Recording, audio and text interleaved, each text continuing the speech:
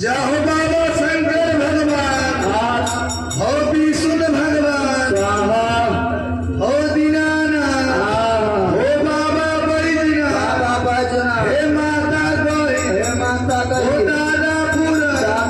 हो बाबा बस्तर, बाबा कारू, गरीब सेवा, जो सुबासा, जो बाले बच्चे मिलकर, जो भोजन कबूल कर, जो अपने चल गया, जो हुनकर पाला, तीनों बालक मिलकर भोजन दियल तैयारी हो गई,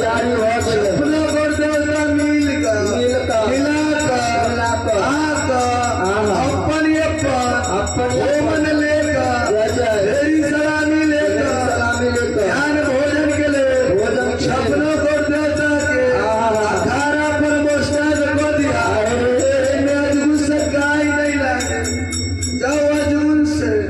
संस्कार में भ्रांति हो जाए, जान समान लक्ष्मी, बाल बच्चा चाशमा,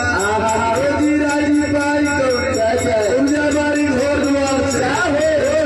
कैस हो जाए, के मनोकामना पूर्ति हो जाए, संस्कार में भ्रांति हो जाए, बारी फुलवारी फूल लहरा संस्कार हो जाए, दोबारा के दोबारा हो जाए, एक साथी रहा हो छपना बात नहीं जानी जनिया तू, वचन में काई नहीं लगा, वाचन में काई लगा, बानर दल के आपस बदबो, होम प्राप्त करना ही छोड़ देबो, साखी रहो छप साखी रहो। श्री भगवते विष्णवे नमः स्वाहा, शंकर भगवान स्वाहा, विष्णु भगवान स्वाहा, स्वाहा कबीर साहेब, वाचोपन मीरा साहेब, गंगा हनुमान, बाबा बैजनाथ,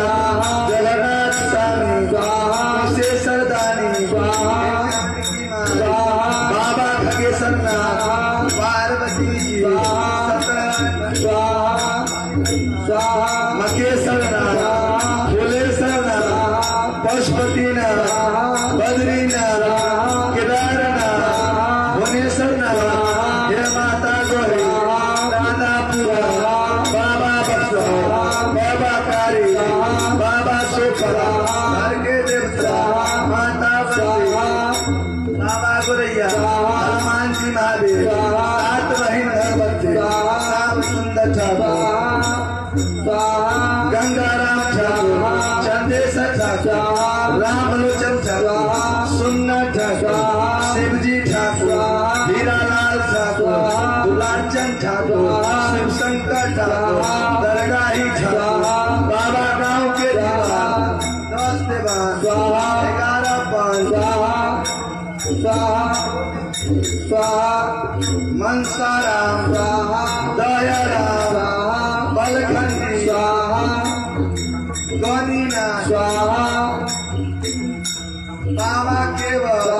बाबा यमन सिंह, गौरी भुइया, बद्री भुइया, छोटी भुइया, राजा सलेवा, बेनी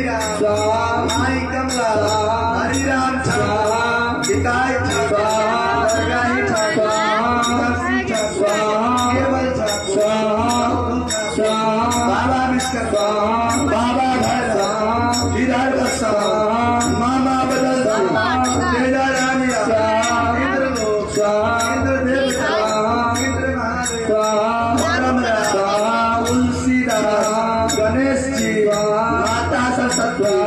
लक्ष्मी महाराज ब्रह्मा विष्णु देवता माता देवता